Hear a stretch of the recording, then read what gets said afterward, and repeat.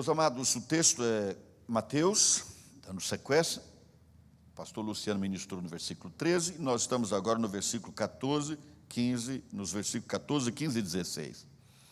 E eu diria que até esse momento, praticamente, nós temos uma introdução do Sermão do Monte. O Senhor Jesus está mostrando quem nós somos, já começa fazendo umas asseverações sobre a felicidade, sobre a bem-aventurança, não vamos voltar a esse ponto, e depois ele diz, vocês são o sal da terra, e vocês são a luz do mundo. E ele diz assim, vós sois a luz do mundo. Não se pode esconder a cidade edificada sobre um monte, nem se acende uma candeia para colocá-la debaixo do alqueire, mas no velador, e alumia todos que se encontram na casa. Assim brilhe também a vossa luz diante dos homens, para que vejam as vossas boas obras e glorifiquem a vosso Pai que está nos céus. Ele diz quem somos, ele disse a diferença que isso faz para o mundo, e ele disse a consequência que isso traz em relação ao Senhor, à glória de Deus. Nós poderíamos aqui, queridos, começar fazendo algumas observações bastante óbvias. E por óbvias, a gente pode correr o risco de não considerar. Simplesmente vai passando por cima. A primeira consideração óbvia que temos aqui, queridos, é que a luz, aliás, quando Jesus diz que nós somos a luz, e também ele afirma que ele é a luz, etc., como vamos ver no outro texto, ele está deixando claro que o mundo está nas trevas. O mundo está nas trevas. Alguém que estiver me acompanhando de casa, por exemplo, de outro lugar nos assistindo, pode pensar assim, os crentes são de fato metidos, né? São metidos demais. Nós estamos nas trevas, eles são os iluminados. O ser humano gosta da ideia, gosta de pensar nessa nossa geração, e isso não é de agora, já vem de tempos. Daí, como referência disso, podemos citar o movimento iluminista, por exemplo. Os homens gostam de acreditar que quanto mais a ciência avança, em menos densas trevas estaria o mundo. Não tem nada a ver, queridos. O mundo estava, está e vai continuar em densas trevas espirituais. Por uma razão muito simples. Por mais conhecimento que tenha uma pessoa, por mais esclarecida que esta pessoa seja, se ela não tiver olhos, ou se os seus olhos estiverem vendados, o mundo para ela são só trevas. E o mundo está nas trevas. Por isso, quando Jesus fala da luz e fala da lâmpada ou da candeia que deve ser colocada no lugar onde possa alumiar, ele está deixando absolutamente claro isso, que é óbvio para nós, que o mundo está em trevas. Eu disse que isso é óbvio, mesmo assim era importante citar, queridos, porque todos nós podemos começar a ser enganados com a ideia de que o mundo já esteve em trevas mais densas. E hoje as trevas são menores, hoje há mais esclarecimento, há mais entendimento. Queridos, não há sombra, nenhum texto da Bíblia indica a possibilidade de que o mundo que saiu das trevas agora só está na sombra. Sem Jesus, o mundo está em trevas, porque cada pessoa que não tem a luz de Jesus na sua vida, essa pessoa está em trevas espirituais, independentemente do nível de esclarecimento que essa pessoa tenha. Uma coisa nada tem a ver com a outra. Aqui nós estamos falando de trevas espirituais e o mundo está em trevas. Outro detalhe aqui também, óbvio, queridos, é que quando Jesus diz assim, vós sois, primeiro, ele não está dizendo assim, peça para ser. Peça para ser luz do mundo. Não, não tem nada disso. Ele está dizendo, você é. É diferente, por exemplo, quando Deus falou a Abraão, sê tu uma bênção. Ele estava instando Abraão a que ele buscasse o meio de ser um instrumento de bênção de Deus na vida de outras pessoas. Mas aqui não. Aqui Jesus está dizendo, vocês são essa luz. Vocês são a luz do mundo. O mundo em trevas, vocês neles são a luz. Num país onde não houver um discípulo de Jesus, as trevas são absolutas. Por mais esclarecimento que haja ali. Porque nesse momento aqui, querido, Jesus não está dizendo que a humanidade é luz para o mundo, nem nada disso. Ele está falando aos discípulos dele, vós sois. Você é a luz do mundo. Eu digo isso, repriso, porque eu já ouvi muita gente orar dizendo isso: oh Deus, faz de mim a luz do mundo, Senhor. Então, nesse caso, você tem que dizer assim: Senhor, transforma a minha vida e me abençoe para nascer de novo. Porque se você já nasceu de novo e é uma nova criatura, você é luz do mundo. Simples assim. Ou você é ou não é.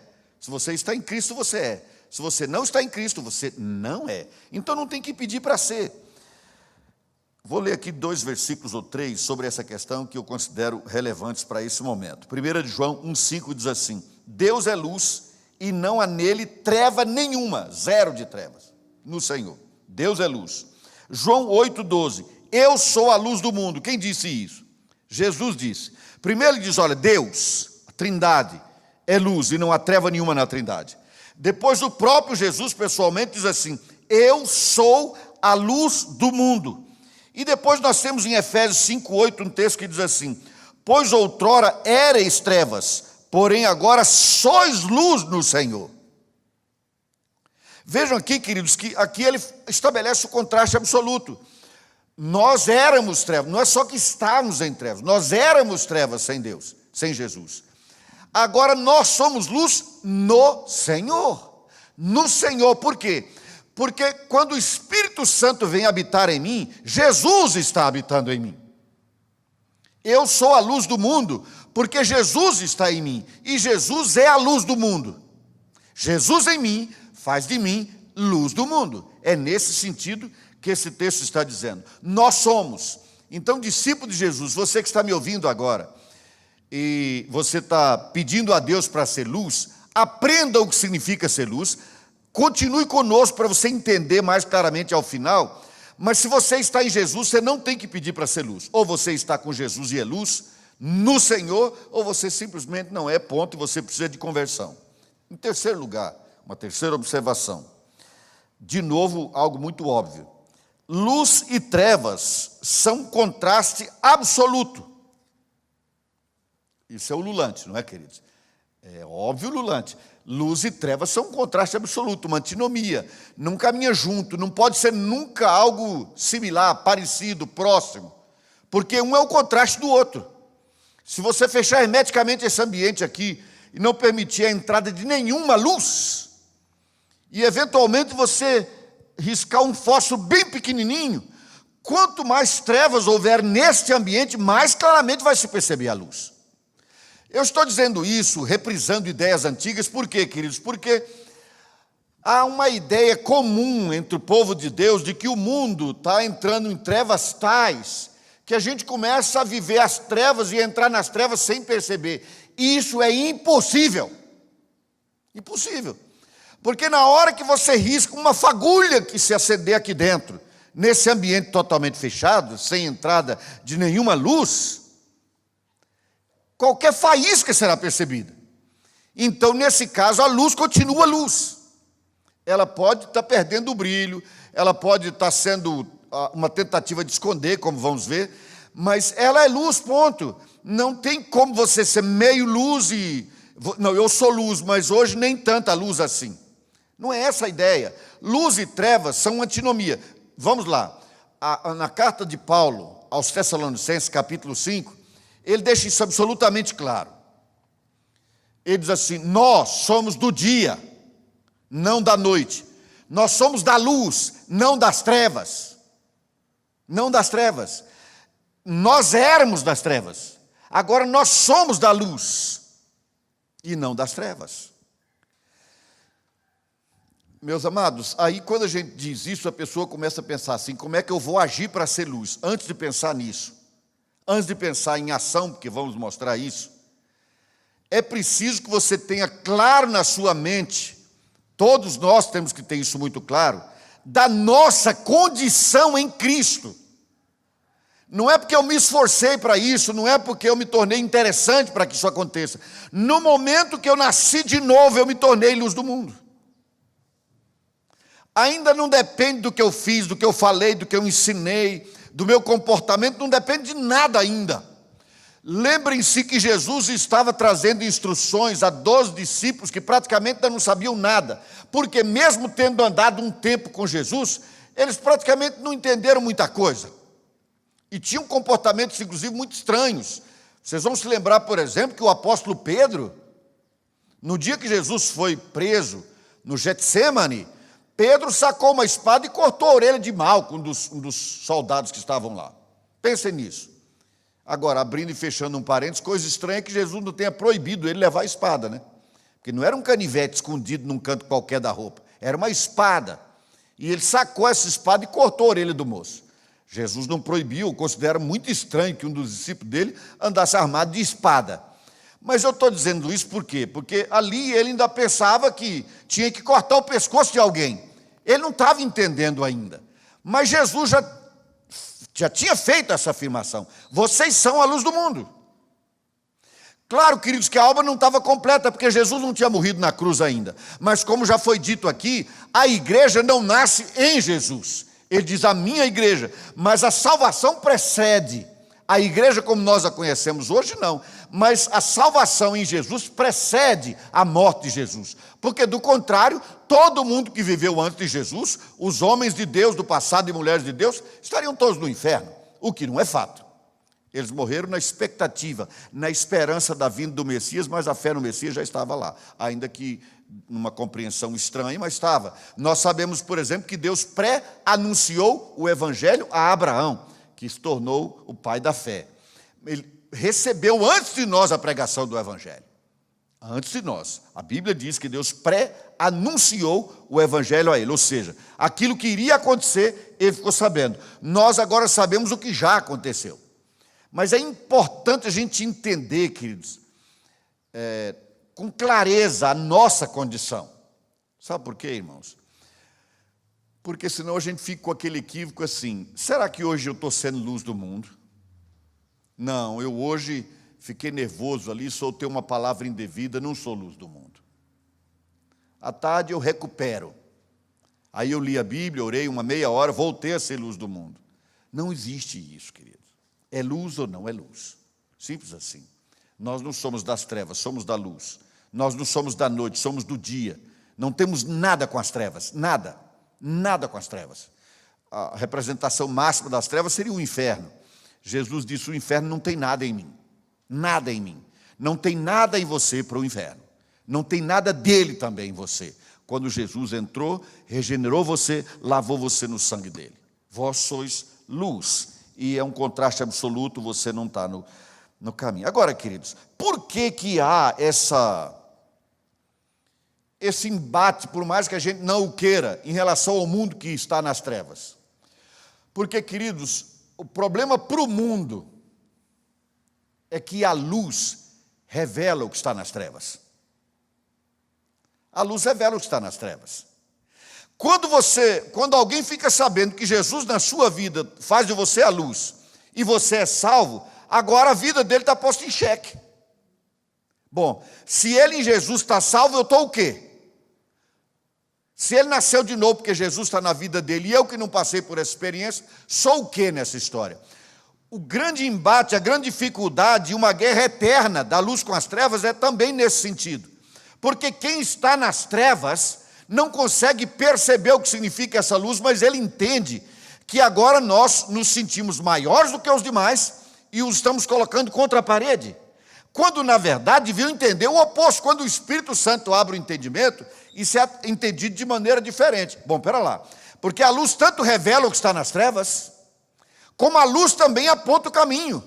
Lâmpada para os meus pés é a tua palavra, é o que diz o salmista, por exemplo.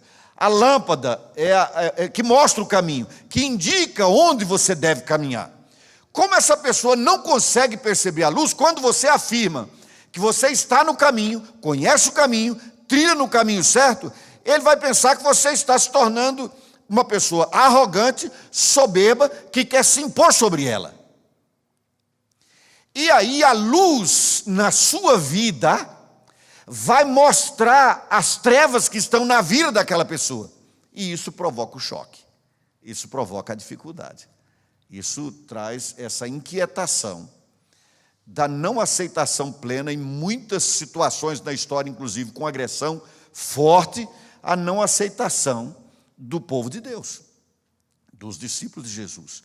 Na nossa geração não, porque o mundo mudou muito nesse sentido. Mas no primeiro século, sobretudo, muita gente morreu por causa disso. Muita gente morreu. Eles diziam, que negócio é esse de que só Cristo é Deus? É Senhor? Não. Aqui em Roma nós temos esses deuses todos aí. Agora você vai dizer que o único é o seu. Na Grécia, Paulo ficou impressionado com tantas representações de falsos deuses que tinha lá. Quando Paulo fala assim, eu estou apresentando um único e verdadeiro Deus, esse que vocês adoram sem conhecer, é esse que eu prego, é esse que eu ensino, isso foi um susto, ninguém quis aceitar a ideia, porque para eles não cabia. Eles não aceitam a ideia de um Deus só. Só um é Deus? Não, cada um tem o seu Deus, cada um faz o seu Deus. E esse é o problema, queridos. Nós chegamos para o mundo e dizemos assim, o único Deus é o Pai de nosso Senhor e Salvador Jesus Cristo. Jesus Cristo não é só um ser iluminado, Jesus Cristo era, é e para sempre será Deus. Não, isso não pode. Perceba então, queridos, que um dos grandes problemas é que a luz revela o que há nas trevas e contrapõe-se ao que está nas trevas, sem falar nada. Por isso as pessoas, eventualmente, tentando ser agressivas, dizem, você se considera um santinho, não é?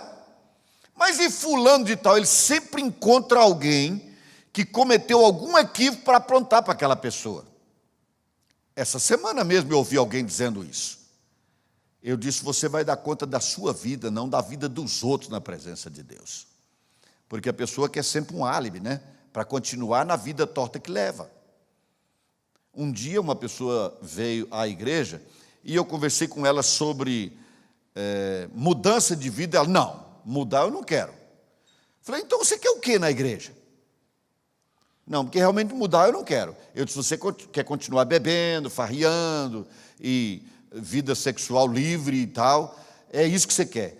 Eu não vou mudar isso. Falei, então você está na igreja sem sentido. Não há razão para você estar aqui. Você não quer uma vida nova, você quer o quê? E é isso que acontece, queridos. Quando uma pessoa vem caminhar conosco na igreja, ela é bem-vinda, pode sentar aí, passar um ano, a vida toda sentada aí. Mas para ser parte do corpo de Cristo, ela tem que nascer de novo. E na hora que a igreja impõe isso como condição para se tornar membro e participar da comunhão na ceia, por exemplo, a pessoa do outro lado diz, vocês querem o quê? Vocês são melhores do que os outros? Não. Nós somos apenas os que já reconheceram que somos os piores. Esse é o fato. Nós somos aqueles que reconheceram que não são nada sem Jesus. Nós entendemos que estamos em trevas e que agora nós somos luz, não por mérito próprio. Nós somos luz por causa de Jesus na nossa vida e não por outro motivo qualquer. Ok, mas agora, queridos, eu quero caminhar com vocês. Bom, antes de ter mais uma coisa muito clara também, desculpem, eu vou mencionar isso também, que eu considero importante. Conquanto também sobre isso já tenha falado a exaustão aqui. Meus amados, Jesus traz uma figura muito interessante, ele diz assim, não tem sentido você acender uma candeia e escondê-la. Porque se é para esconder, não acenda. Se ela não vai iluminar os que estão presentes no ambiente, porque ela será sufocada, ela será totalmente escondida, então para que acendê-la? Porque cada vez que a luz se acende, ela vai queimando, ela vai se desfazendo. Reparem bem, porque não pense, mesmo essa lâmpada que está iluminando esse ambiente aqui, por exemplo, ela tem um prazo, depois ela não vai iluminar mais. Mas eu não quero entrar nessa questão. Pense na lâmpada do tempo de Jesus com um pavio, azeite e uma chama. Essa chama, para continuar acesa, ela vai queimando, tá certo, queridos? Jesus diz assim, olha, então qual é o sentido de ir queimando isso escondido? Porque na hora que você recebe a vida com Jesus, querido, e você tem essa vida nova, você virou alguém que rema contra a maré. Você é oposição, você já é por natureza contra aquilo que nesse mundo significa representação das trevas. Por natureza você já é diferente. Então, para que você vai fazer ser diferente, sofrer por isso eventualmente, se isso não é para ser visto? Você quer esconder isso. Aí, eu não quero exagerar, nem estender demais sobre isso, queridos, Mas a gente fica pensando, por exemplo, no que o apóstolo Paulo passou, né? Os sofrimentos, as surras que levou, o tempo de cadeia que teve e tal.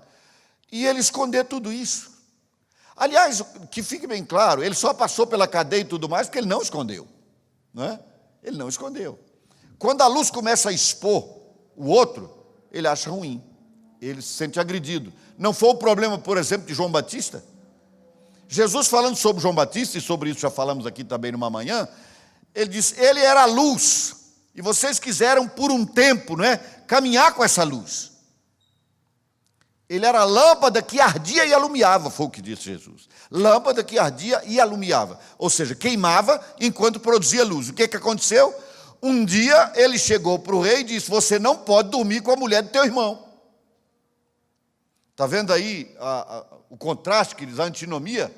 Ele não tinha como ir para a casa do homem, participar de uma festa com ele, vê-lo aos beijos com a cunhada e dizer, não, tudo bem, o mundo é assim mesmo, né? O homem é assim. Não. Ele até podia ficar calado, mas se falar, tem que falar a verdade. E quando ele falou a verdade, se expôs e perdeu a cabeça. Porque ele é a luz nas trevas. Quando você é luz nas trevas, você pode ter problema, por exemplo, no seu trabalho. Você pode ter problema no seu trabalho. Eu me lembro, sobre essa questão de expor, eu fui servidor público um tempo, e na repartição que eu fui trabalhar, a direção lá veio com um entendimento e orientação que era a seguinte, eu recebia um salário X para trabalhar 6 horas por dia. A pessoa disse, não, como vocês estão sempre em duplas, basta que cada um trabalhe 3 horas. Se alguém da direção chegar, diga que o outro deu uma volta, que precisou sair, que foi ao banheiro, até que essa pessoa da direção saia. E não fique sabendo que o outro não veio. Isso quando eu fui começar a trabalhar. Já na arrancada. Eu disse, não, eu não minto nem para mim, vou mentir para os outros. Não minto, não. Se alguém aparecer aqui e perguntar, eu digo, não vi hoje. Eu não vou dizer que está em casa, nem que está do outro lugar, que eu não sou guarda de ninguém. Cada um cuida da vida como quiser. Agora, esperar que eu diga que foi ao banheiro, esquece. Qual foi o problema que eu gerei de arrancada? Não éramos dupla? Ninguém queria fazer dupla comigo. Foi uma dificuldade. E não tinha como me botar para fora, ficou um dilema. Por quê? Porque quando você age da maneira certa, quem está errado fica incomodado. Para funcionar a corrupção, por exemplo, todo mundo tem que aceitar. Se uma repartição pública inteira tiver em corrupção, não pode ter um que não recebe propina, porque se ele não receber, ele denuncia os outros, ou vão desconfiar dele o tempo todo. É a luz no meio das trevas, não é fácil, não é fácil, querido. Porque a luz expõe as trevas, denuncia as trevas, não tem como continuar escondido. Pois bem, você então vai se mostrar como luz. Mas aí agora, o Senhor diz uma coisa aqui muito interessante, queridos. Ele diz assim, versículo 16. Assim brilhe também a vossa luz diante dos homens, para que vejam o quê? Aqui está uma grande sacada desse texto. Para que vejam as vossas boas obras. Aqui não é uma linguagem poética, lírica, romântica, de uma coisa por inferência, algo muito prático está sendo colocado aqui, querido. Eu falei que na sua natureza você é luz. Mas você só pode ser essa luz se isso realmente se mostrar no cotidiano. Jesus não está preparando aqui as pessoas para viverem na eternidade, no além-túmulo. Não, Ele está preparando os seus discípulos e falando da vida deles aqui. E Ele diz, as pessoas vão ver as boas obras de vocês e vão glorificar a Deus. Vamos deixar claro aqui de arrancada uma coisa, querido. Aquilo que qualquer ímpio pode também ser, não é obra espiritual. Por exemplo, mas eu sou uma pessoa muito honesta. Isso é dever de qualquer cidadão. Não é dever dos crentes, não. Não trair a esposa. Eu não traio minha esposa, eu não traio meu marido. Isso é obrigação de qualquer pessoa. Então não tem a ver com aquilo que o mundo entende serem coisas boas. Tem que ser algo maior, tem que ser algo diferente, porque senão Que luz é essa que não tem diferença nenhuma? E aí agora vem a grande interrogação. Que obras são essas? Quais são as obras que nós realizamos? Porque aqui é obra, não é pensamento, não é conceito, não é convicção, é vida, cotidiano. O que no nosso cotidiano vai atrair, porque a luz atrai, não é isso? O que no nosso cotidiano vai atrair as pessoas para pensarem em Deus e dizer, tem Deus nessa pessoa. Olha, Deus existe mesmo. Olha essa pessoa quem era, olha essa pessoa quem é agora. É claro que quem teve um passado sem Jesus assim, de muito erros muito acentuados, por exemplo, alguém que foi traficante, que foi bandido, que foi preso, etc., aí é muito claro mostrar uma distinção. Mas é aquela pessoa que nasceu filho de um membro da igreja e que nunca foi para as drogas, nunca roubou ninguém, nunca bateu ninguém, nunca atirou em ninguém. Será que essa pessoa não tem o antes e o depois? Ou ele já nasceu na luz? Não, ninguém nasce assim. Ninguém nasce salvo. Nenhum filho de crente nasce crente por ser filho de crente. Todo mundo nasce perdido no pecado. Todo mundo nasce em trevas.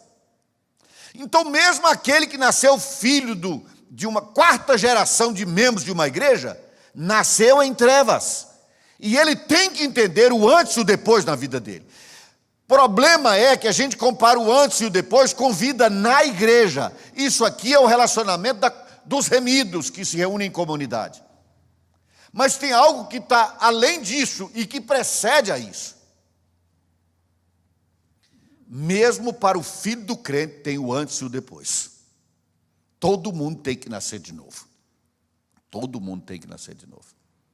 Eu não estou falando das consequências e da facilidade da vida de quem nasceu filho de um casal servo de Jesus ou não.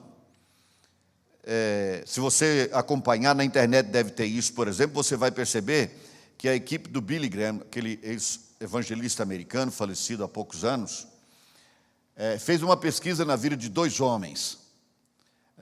Jonathan Edwards, que foi um avivalista, que foi um homem de muita unção, um puritano, viveu aí há uns 300 e poucos anos, comparou esse pregador com um opositor dele na ocasião, que era um ateu. Max Jukes era o nome do homem. E eles fizeram um acompanhamento na descendência dos dois. E é impressionante, realmente impressionante a diferença das duas famílias. Eu estou falando assim de 60 professores universitários, reitores, um vice-presidente dos Estados Unidos, não sei, acho que 400 missionários na família, não sei quantos pastores, etc. Aí você pega Max Jukes, e você tem uma infinidade de pessoas na cadeia, não sei quantas pessoas viveram exclusivamente da prostituição, etc. Indiscutivelmente há uma diferença. Se você nasceu num lar onde os pais andam na luz e são a luz, haverá uma diferença. Mas as trevas permanecem naquele coração até que Jesus entre nele e dê a essa pessoa a vida eterna. Até que esse coração seja regenerado. Mesmo para quem nasceu na igreja, para usar essa expressão mais clara e muito comum, mesmo quem nasceu na igreja, precisa nascer de novo. Precisa entender o antes e o depois. Agora, meus amados, vamos voltar aqui à questão das obras. Para compreender essas obras, vamos abrir em Efésios capítulo 2. Efésios capítulo 2. Aqui talvez a gente consiga compreender um pouco essa questão das trevas. E o que significa essas obras? Porque aqui nós temos uma questão meio paradoxal. Martin Lloyd Jones, falando sobre esse texto, ele chama isso aqui de um paradoxo. E eu considero que, em parte, parece ser mesmo. Vocês reparem que em Efésios capítulo 2, queridos, o texto começa mostrando quem nós éramos sem Jesus. Não é? Nós éramos, porque o texto começa assim, versículo 1. Ele vos deu vida, estando vós mortos nos vossos delitos e pecados, os quais andaste outrora, segundo o curso deste mundo, segundo o príncipe da potestade do ar, do espírito que agora atua nos filhos da desobediência, entre os quais também todos nós andamos outrora, segundo as inclinações da carne, fazendo a vontade da carne e dos pensamentos, e éramos, por natureza, filhos da ira, como também os demais. Nós éramos todos filhos da ira, nós éramos trevas, somos luz do Senhor, agora como eu li. Mas o texto continua dizendo assim: mas Deus, sendo rico em misericórdia por causa do grande amor com que nos amou, e estando nós mortos nos nossos delitos e pecados, nos deu vida juntamente com Cristo, pela graça sois salvos. E juntamente com Ele nos ressuscitou e nos fez assentar nos lugares celestiais em Cristo Jesus. No outro texto isso é explicado mais ou menos dizendo assim, olha, que Jesus nos libertou do reino das trevas, não é? Da mão de Satanás, das potestades do inferno, e nos transportou para o reino do Filho do amor de Deus. Essa nova condição agora. Muito bem, continuemos aqui no versículo 7. Nos fez assentar nos lugares celestiais, para quê? Presta atenção, queridos. É muito importante a gente entender que há um para quê, há um propósito, há um objetivo, há uma razão pela qual Deus fez isso. E há algo muito concreto, não é lírico. Há uma expectativa de Deus em razão desse acontecimento. Deus nos livrou em Cristo. Para quê? Para mostrar nos séculos vindouros, nós estamos nos séculos vindouros, a suprema riqueza da sua graça em bondade para conosco em Cristo Jesus. Por nosso intermédio, Deus mostra a todos a bondade e a graça dele, o amor dele, quando nos alcançou, quando nos salvou. Muito bem. E qual é a nossa participação nisso? Versículo 8.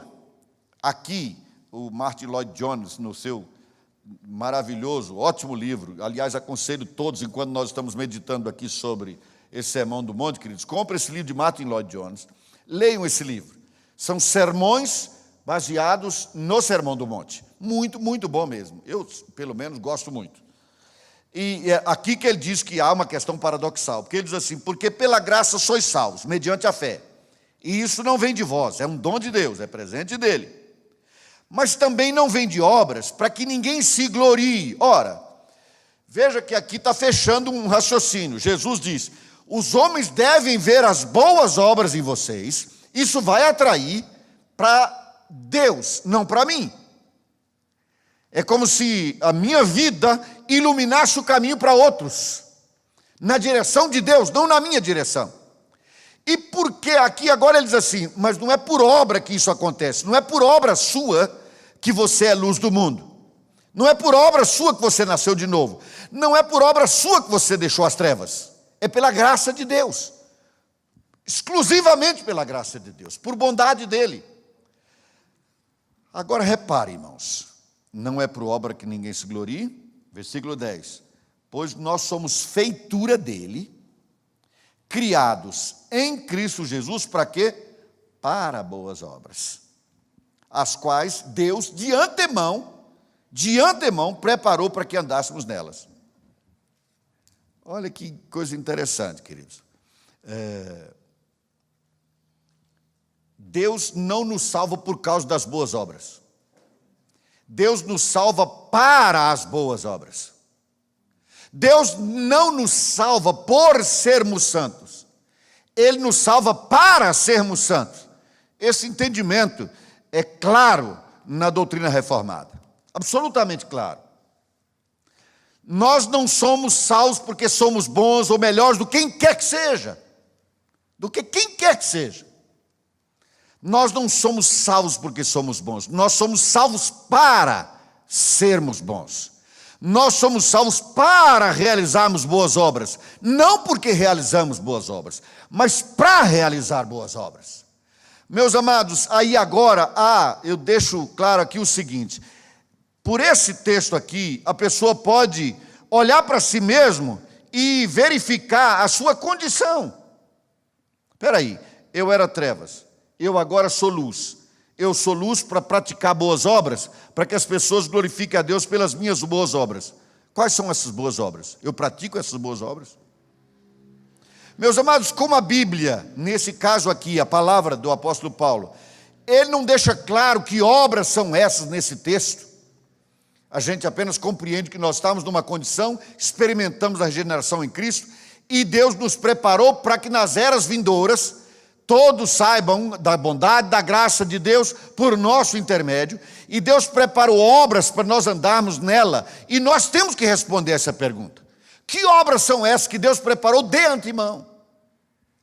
Queridos, com uma pergunta dessa pode se arrazoar durante muito tempo. Não temos esse tempo, e não é o caso também de ficarmos elucubrando aqui eternamente sobre isso. Então, eu, pessoalmente, vou direto para Gálatas. Gálatas no capítulo 5. Só você voltar a sua Bíblia aí um pouquinho só. Gálatas 5. E aqui agora eu tenho o entendimento assim de que Paulo está deixando claro, para a gente poder compreender quem era e quem é, qual era a obra das trevas e agora a obra da luz, que glorifica a Deus. Porque eu já mencionei, não são por virtudes que se espera de qualquer pessoa. Ah, eu sou um crente honesto. Não precisa ser crente para ser honesto. Espera-se isso de qualquer pessoa. De um crente se espera mais do que isso. Vamos ver quem éramos, o que era próprio da nossa vida. Vamos ler o versículo 16 de Gálatas 5. Digo, porém, andai no Espírito e jamais satisfareis a concupiscência da carne. Porque a carne milita contra o Espírito e o Espírito contra a carne, porque são opostos entre si. Para que não façais o que porventura seja do vosso querer. Mas se sois guiados pelo Espírito, não estáis sob a lei. Não vamos entrar nesse mérito da lei, porque o assunto de Paulo na carta aos Gálatas é a questão da lei, que eles queriam impor novamente. Não vou entrar nisso, não há tempo. Mas se sois guiados pelo Espírito, não estáis sob a lei. Ora, as obras da carne são conhecidas e são. Naturalmente, queridos, isso aqui não é uma lista fechada. Paulo está citando exemplos, das obras da carne. E essas obras quais são, queridos? Ele fala aqui da prostituição, da impureza, naturalmente ligada a essa questão sexual também, lascívia da mesma ordem, idolatria, qualquer tipo de idolatria, não apenas aquele que pendura uma representação de Deus na parede, feitiçarias, a feitiçaria é própria das trevas. Vou citar carne mencionando trevas para tentar entender, queridos. É próprio das trevas o quê? Prostituição é das trevas, impureza é das trevas, lascívia é das trevas, idolatria das trevas, feitiçaria, trevas, inimizades. Não é inimizade lá no supermercado, não é inimizade na empresa, é inimizade em qualquer lugar, é coisa das trevas. Porfias, ciúmes, iras, discórdias, dissensões, facções, inveja, bebedice, glutonaria e coisas semelhantes a estas. Vou fazer uma menção aqui, só para a gente mostrar que às vezes nós fazemos a nossa própria lista das trevas inaceitáveis. Por exemplo, homossexualidade, inaceitável. Inaceitável, isso é um absurdo. Um homem barbado que beija o outro, é nojento isso, e a gente bate nessa tecla. Mas é interessante, queridos, que no texto que fala que qualquer tipo de lascívia e de prostituição, masculina ou feminina, é trevas, esse mesmo texto diz que bebedice também é, inveja também é. O que é inveja, queridos? A inveja é uma coisa que pode acontecer de forma tão sorrateira que a pessoa nem percebe, que ela não expõe isso. A inveja é uma admiração negativa, é uma admiração que apodreceu. Você vê algo em alguém e admira esse alguém, e isso que você vê nessa pessoa. Só que com o tempo você passa, aos poucos, a querer que aquilo acontecesse, você preferia que aquilo fosse em você. Você continua admirando aquilo, só que agora você quer em você e não mais para essa pessoa. É uma admiração que apodreceu, é a inveja. E a inveja pode acontecer no nosso meio, mas homossexualismo nunca, prostituição nunca. Mas aqui não está entre os pecados maiores e os menores, o que mais é trevas e o que não é trevas. Tudo isso aqui são trevas, queridos. Tudo isso aqui é obra da carne, que significa o mundo, que significa trevas. E o que temos em oposição a isso, em contraponto a isso aqui? Ele diz, coisas semelhantes a essas, a respeito das quais eu vos declaro, como já outrora vos preveni, que não herdarão o reino de Deus os que tais coisas praticam. Então espera lá, as obras de uma pessoa determinam se ela está no reino ou não. Certo, queridos? As obras dela.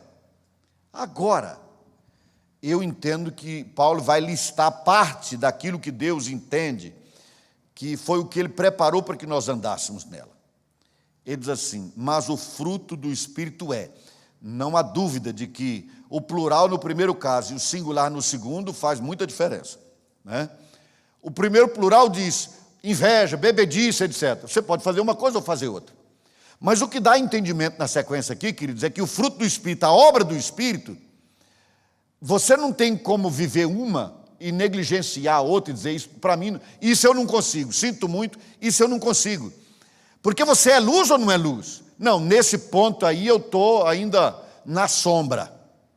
Não temos tempo para discorrer passo a passo aqui, mas uma leitura ligeira vai nos ajudar já num bom entendimento. O fruto do Espírito é primeiro, irmãos. Primeiro aquilo que é a lei máxima, amor. O fruto do Espírito é amor. Eu sei que eu falo tanto sobre isso, que às vezes alguém pensa que eu estou me tornando cansativo. Tomara que eu fique cansativo ao ponto de alguém dizer, quer saber, vou fazer para ele não falar mais. Uma pessoa que sabe que o vizinho, o colega de trabalho, um parente, um amigo, está indo para o inferno sem nascer de novo em Jesus, que essa pessoa está andando nas trevas e não dá um passo na direção dela para levá-la a Cristo, essa pessoa ama? Como? Eu amo tanto o meu vizinho que eu não importuno ele que vá para o inferno, mas sem eu importunar. Eu não vou importunar ninguém, porque eu sou um crente, eu não gosto de incomodar, né? A pessoa não quer, eu me afasto. É interessante isso, queridos, mas o problema é que muita gente diz assim, eu não sei como fazer. Alguém até pode dizer em algum outro lugar que não sabe como fazer, menos no Ministério 1 a 1. Porque aqui nós ensinamos o beabá de como fazer. E entregamos na mão, num livrinho amarelo e num azul, passo a passo do que fazer. Então ninguém pode dizer, eu não sei. Não sabe porque não quer saber. Como é que eu faço? Não faz ainda porque não quis fazer. Aí não adianta dizer, é porque eu não consigo, é porque ninguém quer, é porque eu nunca cheguei a um. Não faz porque não quer fazer. Mas o Senhor preparou uma obra para nós andarmos nela, chamada amor. Jesus Cristo, aliás, disse isso, nisto todos saberão que sois meus discípulos, se tiverdes amor uns pelos outros. Amor, amor. Essa é a obra do Espírito. Deus, desde sempre, preparou para que nós andássemos nessa obra, queridos, que é amor. Amor, como eu chamo de obra? Aqui eu não estou pensando, quando você fecha na palavra amor, como substantivo, é difícil de entender, não é? Aí você vai para João 3,16 e fica claro, porque Deus amou ao mundo de tal maneira. O verbo é uma ação, algo está acontecendo de concreto. Não adianta dizer, eu tenho o coração cheio de amor pelos perdidos. É mentira. A menos que você vá a essa pessoa e trabalhe para que ela entenda o Evangelho. Do contrário, é mentira. Que é de novo uma obra das trevas, porque a mentira foi criada diretamente por Satanás. Não tem essa de dizer, é porque não dá, porque não sei, porque não tem tempo. Não, você não faz porque não quer. Eu estou naturalmente dizendo a todo mundo, não. Só estou dizendo a quem não faz, né? Claro. Porque muitos fazem. Ontem, a semana passada mesmo, eu trouxe notícia que lá em Unaí tem mais 12 fazendo e 11 esperando o dia certo de começar a estudar o nosso livrinho amarelo para discipulado. Então, tem gente fazendo. Essa semana passada mesmo, o pastor Nilo me procurou pedindo mais desse material, porque mais gente está fazendo. Queridos, amor tem que ser mostrado. Há um texto muito claro nas epístolas de João, que ele diz assim, amemos de fato e de verdade, não de línguas e palavras. Amor não é uma coisa que você fala, é uma coisa que você vive. E tem muitas formas de mostrar amor, queridos, só estou citando esta. Porque essa diz respeito diretamente à nossa caminhada como igreja. Mas ele fala do amor, depois ele diz que também a alegria. Olha, irmãos, que coisa interessante. Que coisa interessante. Você topa um discípulo de Jesus, que é uma pessoa, não estou falando de um problema aqui, queridos, de enfermidade. Não estou falando aqui de uma doença, por exemplo, que leva a pessoa a uma depressão. Isso pode ser, tudo que é tratado com remédio, irmãos, então é questão do corpo. Isso pode ser tratado com remédio, então se resolve. Mas, queridos, a alegria é parte do reino de Deus. O que é o reino de Deus? Justiça, paz e alegria no Espírito Santo. Sabe o que significa isso? Sabe como é que as pessoas olham para nós e glorificam a Deus? Rapaz, como é que você pode estar alegre numa circunstância dessa? Com essa pandemia toda? gente adoecendo, morrendo, você ainda está alegre. Não é uma felicidade disfarçada, não, uma alegria declarada. Como pode ser isso? Sim, isso pode ser, Jesus em mim faz isso. E não por acaso, a palavra seguinte qual é, queridos? Depois de alegria, fala em amor, alegria, paz. Ora, meus amados, aproveitando esse momento que nós estamos vivendo, se um discípulo de Jesus, na pandemia do coronavírus, gente adoecendo, gente morrendo, etc., se essa pessoa não tem paz, então a paz que ele tem é a paz que o mundo dá. E a paz que Jesus dá não é a paz do mundo. Ele disse isso. Deixo-vos a paz, a minha paz vos dou. Não vou lá dou como dá o mundo. Por quê? Porque a paz do mundo é circunstancial. Se tudo está bem, está sereno, está tranquilo, tem paz. Se está tudo degringolando, caindo, desmoronando, aí vem o apavoramento. Que paz essa pessoa tem? A paz do cemitério? Não, querido. A paz do discípulo de Jesus é o seguinte: as coisas estão acontecendo, loucuras estão acontecendo, mas no coração ele tem paz. Significa que ele não se importa com alguém? Não, porque se ele não se importar, ele não está amando. Cada pessoa que a gente toma no conhecimento, queridos, que morreu em razão dessa praga que está aí, desse vírus, isso tem que mexer com a gente. É uma vida que se perdeu. Se a gente não se importa com as vidas humanas, onde é que está o amor? Mas nós temos que passar isso com a paz de Jesus no coração, queridos. Em alegria, em amor sendo exercitado, exercitando o amor, em alegria no espírito, com a paz de Deus no coração. Um discípulo de Jesus que está apavorado em casa, sem paz, angustiado, em pleno conflito com a sua própria existência, em decorrência desse momento, tem que rever sua vida com Deus. Porque é próprio do discípulo de Jesus ter paz em meio ao caos. Não é ficar inerte ao meio do caos, não tem nada a ver. Paz não é inércia.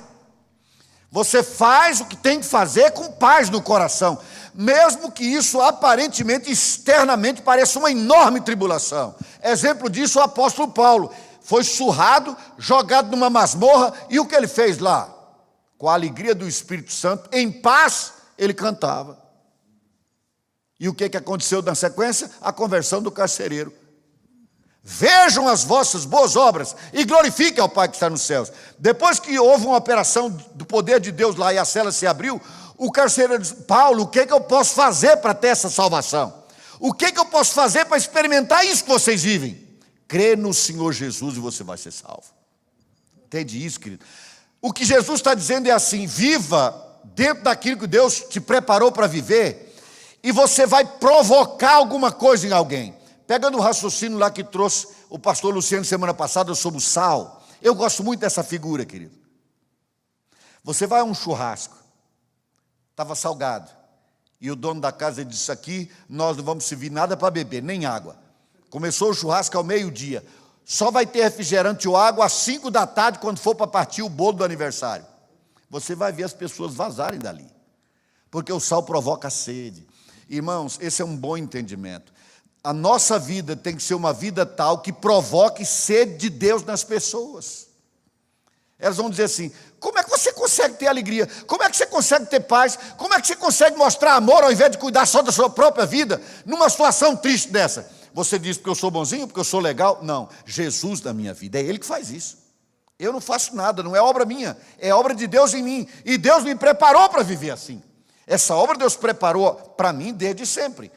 Eu não vou comentar ponto a ponto. Amor, alegria, paz, longanimidade, você não apela depressa, você tem paciência, você é benigno, você quer o bem das pessoas, você só pensa no bem delas. Você busca o bem das pessoas, todas que você puder. Bondade, fidelidade, olha que interessante, irmãos. Fidelidade aqui não tem a ver só com relação matrimonial, não, queridos. Por exemplo, fidelidade a Deus. Se você ler o livro de Malaquias, há quem pense que aquele livro é o livro para acusar o povo de estar roubando a Deus. Não, aquele é o livro que foi escrito para ensinar a ser fiel. No capítulo anterior ao 3, o 3 fala de dízimo. No capítulo 2 fala da fidelidade no casamento. Então a gente sempre tem essa ideia de fidelidade ligada ao casamento. Mas, queridos, eu devo ser fiel a todos os meus irmãos em Cristo. Eu devo viver uma vida coerente que Jesus me ensinou em relação aos meus irmãos e em relação às pessoas lá fora também. Porque é no mundo que eu vou mostrar essa fidelidade. Eu não vou trair a confiança das pessoas. Essa é a pessoa fiel. É aquela pessoa que não trai as suas alianças, não trai os seus acordos. É uma pessoa confiável. Ela é fiel. Ela não trai.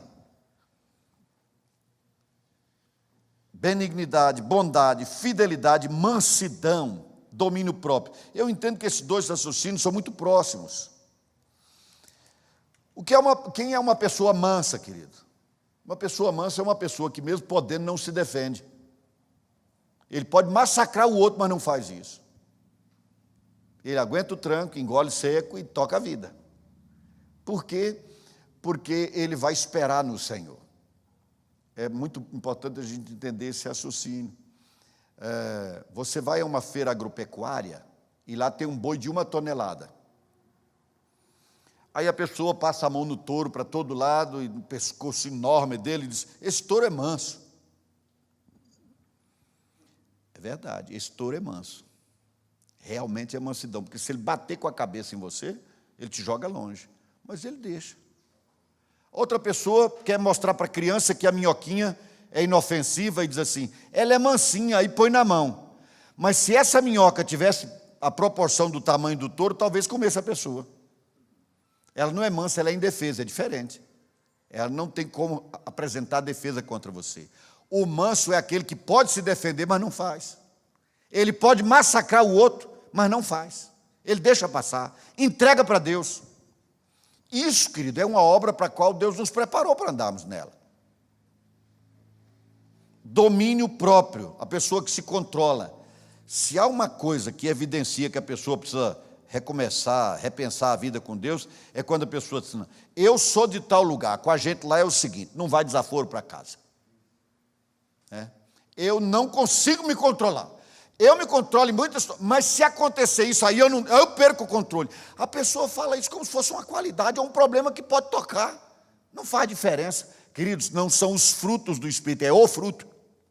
Jesus disse: vocês são a luz do mundo, e vocês vão praticar as obras certas. E na prática dessas obras, as pessoas vão observar vocês e vão glorificar a Deus. Vai dizer: há um Deus, há um Deus. E agora eu finalizo lembrando desse grande desafio, queridos, que é o seguinte: o grande problema, o grande desafio aqui é, quando você teve uma vida sem Jesus, muito perdida, aí pode dizer: não, eu era fulano, agora sou ciclano. Quem bebia muito, por exemplo, e nunca mais ficou bêbado, quem se drogava não se droga mais. O desafio maior, queridos, está para os que nasceram num lar cristão, para mostrar isso. Porque não é tão evidente. Será? O problema aí, queridos, é que é evidente. Não importa que vida você teve sem Jesus, quando você começar a mostrar amor pelas pessoas, elas vão perceber. Não importa a vida que você teve. Você tinha uma alegria mundana antes, nos botecos, aí enchendo a cara de cerveja. Agora você tem a alegria do Espírito Santo na sua vida. Isso é perceptível. Mesmo que você tenha nascido num lar evangélico. Não faz diferença. A paz de Deus no coração não faz diferença.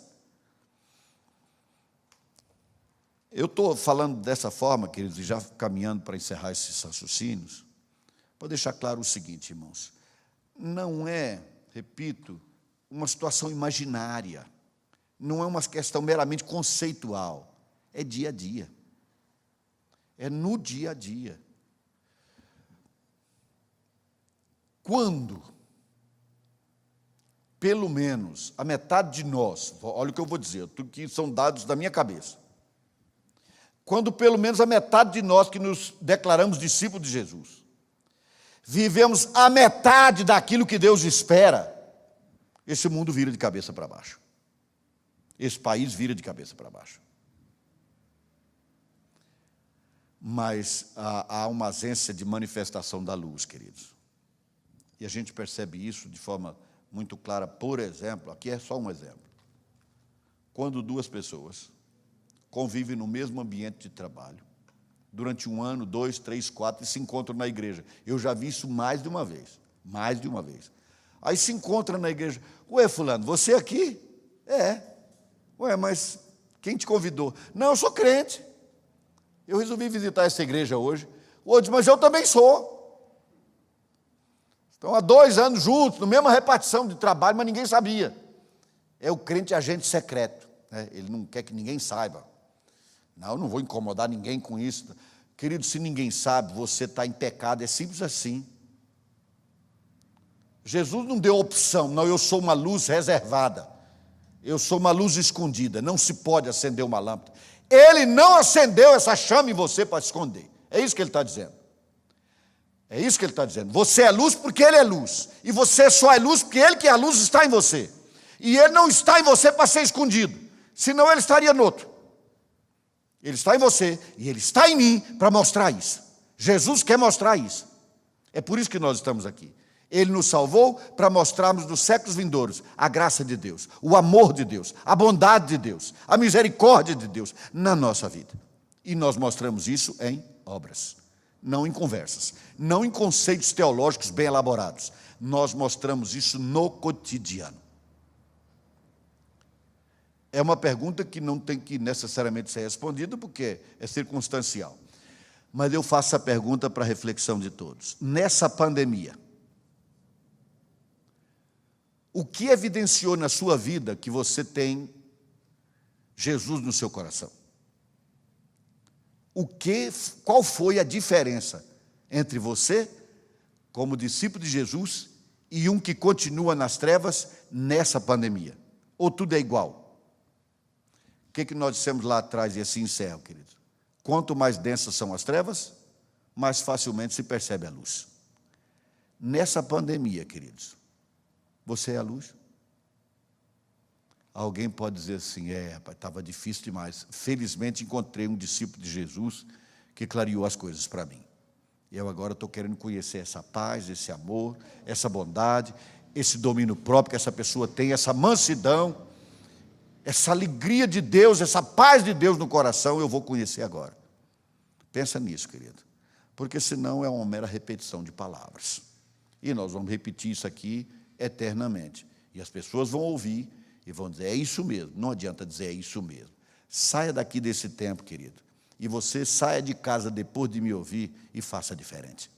Faça a diferença. Melhor do que isso, seja você a diferença. Porque é assim que as pessoas vão conhecer a Deus e glorificá-lo. Amém, amados?